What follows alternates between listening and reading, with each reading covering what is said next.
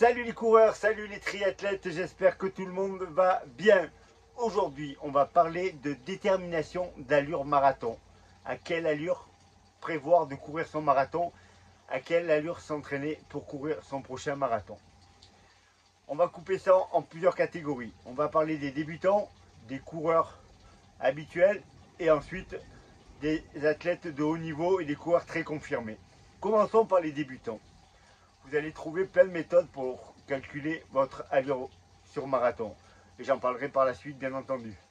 Mais pour vous, c'est beaucoup plus simple que cela. Il faut partir dans l'idée de finir votre marathon. Et pour cela, l'allure doit être confortable. Vous avez de la chance car cette allure-là va correspondre plus ou moins à votre allure endurance fondamentale. C'est-à-dire l'allure à laquelle vous pouvez discuter. Il est interdit de partir sur son premier marathon quand on n'est pas expérimenté en course à pied, en essayant de maintenir des allures très précises. C'est trop compliqué. Donc, vous allez partir, vous entraîner avec l'idée qu'il faudra courir très longtemps à cette allure. Rien ne vous empêche, bien entendu, d'alterner marche et course. J'ai des coureurs grands débutants qui ont fait leur marathon alors qu'ils n'avaient aucune expérience. On est parti sur des protocoles où on courait pendant 14 minutes et on marchait pendant 1 minute. Ça peut très bien suffire. Ensuite, on va passer aux coureurs qui ont l'habitude de courir. Ça fait plusieurs années que vous pratiquez, vous faites des 10 km, des semi-marathons. Là, il y a une méthode très simple qui est de tenir compte de vos courses passées. Il est convenu, même si c'est approximatif, que l'on court un semi-marathon 1 km/h moins vite qu'un 10 km et le marathon 1 km/h moins vite que le semi-marathon. Donc si vous courez par exemple votre 10 km en 50 minutes, c'est-à-dire à 12 km/h, il est tout à fait envisageable de travailler pour courir son marathon à 10 km/h. C'est très empirique comme méthode, mais la plupart du temps cela fonctionne. Même chose, si vous courez votre semi-marathon en 1h30, c'est-à-dire à 15 km/h de moyenne, à 14,1 km/h de moyenne, vous savez que le marathon, vous allez pouvoir le courir aux alentours de 13 km/h. Ça, c'est aussi également très facile. Maintenant, on va passer aux coureurs expérimentés. Quand je dis expérimenté, ça ne veut pas dire qu'on a établi des performances remarquables. C'est qu'on a fait de très nombreuses courses, qu'on se connaît par cœur, qu'on a fait des tests, et tout ça, on va s'en servir pour déterminer l'allure marathon. Alors, le test le plus connu qu'on connaît, c'est le test VMA. Vous pouvez le faire sur tapis, en augmentant régulièrement l'allure, en partant de 8 km/h, un demi-km/h plus vite, toutes les minutes, et le dernier palier atteint, c'est votre VMA. Ou alors, il y a des tests sur piste, VAM-EVAL, mais là, il faut être plusieurs, et avec des systèmes plus compliqués, ou tout simplement un test sur 6 minutes, la distance parcourue étant approximativement votre VMA. Il est convenu que l'allure marathon se situe entre 70 et 80% de votre allure VMA. Alors pourquoi un si gros palier? Vous allez vite le comprendre. Quelqu'un qui court le marathon comme Kipchoge et quelqu'un qui court le marathon en 4 heures n'ont pas le même temps de course. Et la VMA, c'est une courbe qui descend. Le pourcentage de VMA qu'on maintient dans le temps plutôt, c'est une courbe qui descend. Je vous mettrai un lien dans les commentaires pour que vous puissiez voir ça. Il est très simple de comprendre que Kipchoge qui court son marathon en 2 heures, il va maintenir un pourcentage de VMA équivalent à François qui court son semi-marathon en 2 heures. Donc sur 4 heures ou sur 5 heures, François, son pourcentage de VMA ne sera pas le même que Kipchoge. Donc c'est pour ça que je vous dis entre 70 et 80% de votre VMA. On va dire que quelqu'un qui court le marathon entre 2h30 et 3h peut s'approcher des 80%. Au-delà, ça devient très compliqué. Donc on calcule son pourcentage de VMA en tenant compte de son expérience, en tenant compte également des perfs qu'on a fait sur les distances inférieures. Tout à l'heure, on parlait d'allures différentes, de 1 km/h de moins que sur un semi, mais plus que cela, il faut regarder la différence qu'il y avait déjà entre vos perfs sur 10 km et sur semi-marathon. Si votre perf sur 10 km c'est 15 km/h par exemple, et que vous avez déjà couru un semi-marathon à 14, vous savez que votre endurance est très correcte et qu'elle est normale. Si par contre vous avez couru le semi qu'à 13 km/h, vous savez que vous avez un problème d'endurance et qu'il est fort probable que sur marathon ça s'augmente.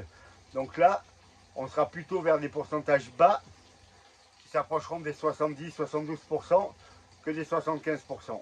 Si vous n'avez aucune idée de tout ça, 75% c'est très raisonnable et permet souvent d'atteindre son objectif. Rien ne vous empêche d'établir plusieurs objectifs.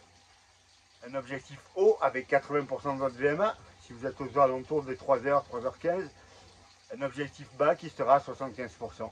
Ça permet en cours de course de changer et d'éviter de passer en mode négatif sur la course. Alors il existe d'autres méthodes pour calculer cela. Il y en a que j'ai jamais utilisées. Il y en a notamment une qui s'appelle le test de Yasso, qui consiste à courir 1800 mètres avec 400 mètres de récupération entre chaque 800 mètres et de faire la moyenne des 800 mètres au niveau du temps. Si vous avez couru en moyenne vos 1800 mètres en 3 minutes 05, ben vous pouvez partir sur un marathon couru en 3,05. Comme je vous dis, ce n'est pas une méthode que j'utilise, mais j'ai beaucoup de retours, surtout aux États-Unis, où c'est quelque chose qui a été utilisé fréquemment. En tout cas, une chose est sûre, quelle que soit l'allure choisie, il faut la travailler. Non pas parce qu'elle est dans des fréquences qui permettent de travailler quelque chose d'intéressant, parce que c'est souvent de l'endurance un peu active, mais par contre, vous habituez votre corps à travailler à cette allure-là. Pour que le jour de la course, il soit dans quelque chose qu'il connaît parfaitement et il sera bien plus efficace. Moi, ce que je conseille toujours à faire, et je vous l'ai déjà dit dans des vidéos, c'est 3 semaines, 4 semaines avant le marathon, de faire un semi-marathon à l'entraînement, seul à allure marathon. Pourquoi? Parce qu'on va vite voir à la fin de cette séance si l'allure est trop rapide ou si elle est conforme. Si à la fin de la séance vous êtes fatigué mais que c'était bien, vous savez que le jour de la course, vous allez déjà faire 10 km de plus pour avoir la même fatigue, parce qu'avec la motivation, avec l'ambiance, ça passe beaucoup mieux. Et donc vous ne serez pas très loin de l'arrivée, et normalement ça doit passer. Ça permet aussi, si par contre c'est trop dur de tenir cette allure-là sur un semi-marathon d'entraînement, de se dire qu'il faut revoir vos objectifs à la baisse. En tout cas, choisir une allure marathon pour l'entraînement, c'est au départ. Maintenant, en cours de préparation, si vous faites des préparations longues, vous pouvez tout à fait l'affiner. Au fil des séances, vous dire je suis trop dans le dur, c'est trop facile. Mais en tout cas, on part sur une base qui existe et qui n'est pas farfelue. La seule chose qui ne marche pas, et ça c'est sûr, c'est d'aller voir votre coach en lui disant je veux faire 3 heures, je veux faire 3h10, parce que mon pote qui court avec moi va faire 3 heures, va faire 3h10. Ça malheureusement, ça ne fonctionne jamais. Vous allez peut-être faire 4 heures ou 2h45, mais en aucun cas vous devez vous fier aux perfs de gens que vous connaissez, même si vous courez avec eux sur d'autres distances. On ne sait jamais ce que ça donne. En plus, il y a une autre notion qui intervient beaucoup plus sur marathon que sur les autres distances, c'est le poids et la consommation énergétique par heure de course. Vous pouvez tout à fait faire les mêmes performances que votre copain d'entraînement, mais s'il fait 10 kg de moins que vous pouvez être sûr qu'à l'arrivée du marathon, il sera loin devant. Parce que lui, il va consommer 400 calories par heure et vous serez à 500 calories.